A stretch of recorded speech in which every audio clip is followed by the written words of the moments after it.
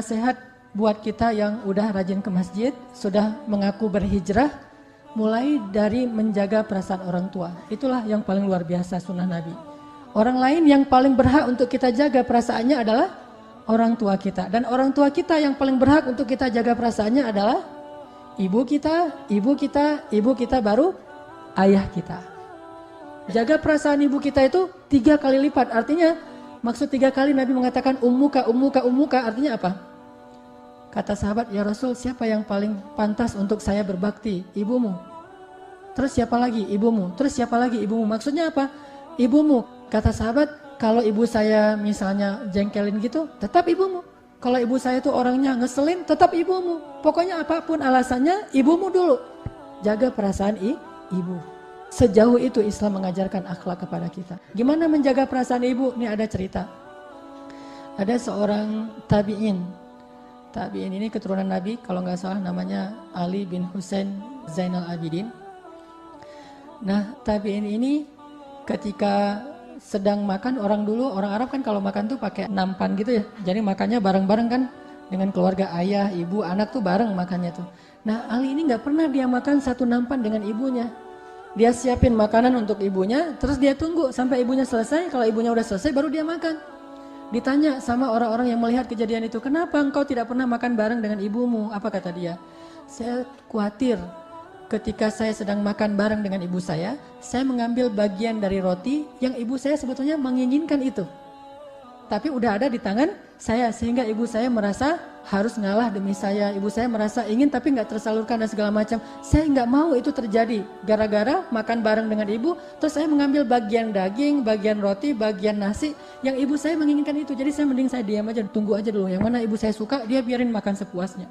Sebegitunya sahabat menjaga perasaan ibu mereka. Ada lagi tuh seorang ulama lagi ceramah kayak gini. Ulama besar loh. Bukan sekedar ulama kecil-kecilan di satu masjid. Ini ulama besar di zamannya, sekelas dengan Imam Malik. Ulama besar lagi ngajar di masjid dan muridnya banyak banget dan dia sangat dihormati. Bahkan banyak dari muridnya itu ulama juga. Lagi ngajar di masjid, sore-sore gitu. Tiba-tiba ibunya, karena rumahnya dekat dengan masjid, ibunya keluar terus manggil-manggil dia. Katakanlah misalnya nama ulama ini Syekh Muhammad gitu ya. Muhammad dipanggil sama ibunya. Langsung dia berdiri. Ya ibu gitu. Ya Muhammad, kata ibunya, kasih makan ayam.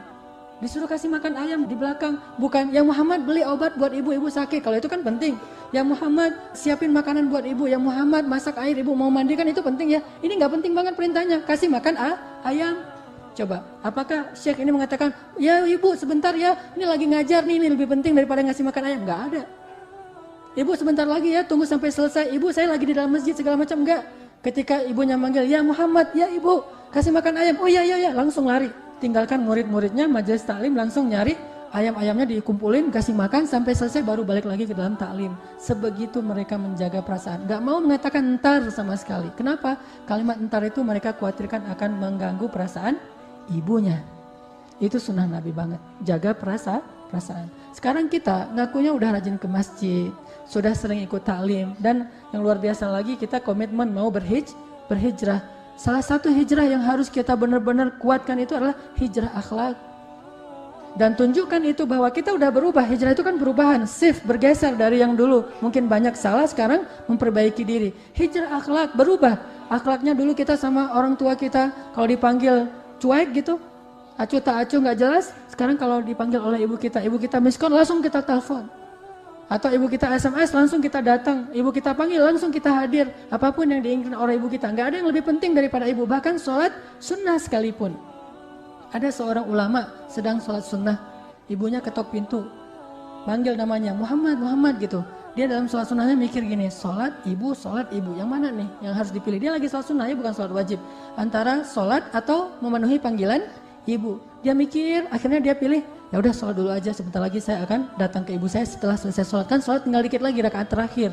Ternyata apa?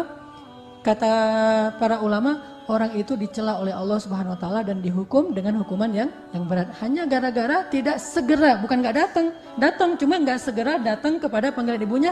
Alasannya tuh bagus, alasannya karena pengen menyelesaikan sholat sunnahnya. Dan apa kata Nabi? Kalau kita dipanggil oleh ibu kita, sedangkan kita lagi sholat wajib, maka singkatkanlah sholat wajib kita demi memenuhi panggilan ibu kita segera. Kalau sholat wajib kan nggak boleh dibatalin, maka dipersingkat. Lagi sholat zuhur di masjid, ternyata misalnya ibu kita miss call gitu, dan ringtone-nya tuh ringtone ibu kita tahu misalnya, ini ibu saya nih yang miss call. Langsung sholat kita itu bacanya Al-Ikhlas. Al-Ikhlas dibagi 2, 1 rakaat Qul huwallahu ahad, 1 rakaat Allahus samad. Udah, pengen cepat-cepat pulang memenuhi panggilan ibu, itu Allah ridho banget tuh kayak gitu.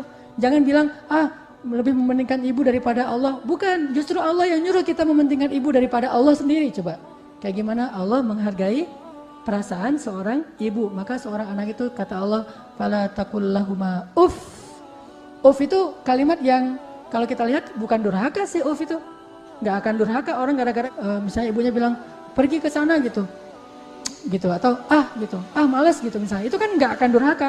Tetapi itu pesannya itu bukan masalah dosa besar, tetapi masalah ngejaga perasaan orang tua. Jangan sampai kalimat yang kayak gitu aja kita ucapkan sehingga membuat orang tua kita menjadi sedih karenanya, membebani orang tua kita. Ini namanya sunnah sariroh, sunnah perasaan Nabi untuk menjaga perasaan orang lain, mulai dari ibunya.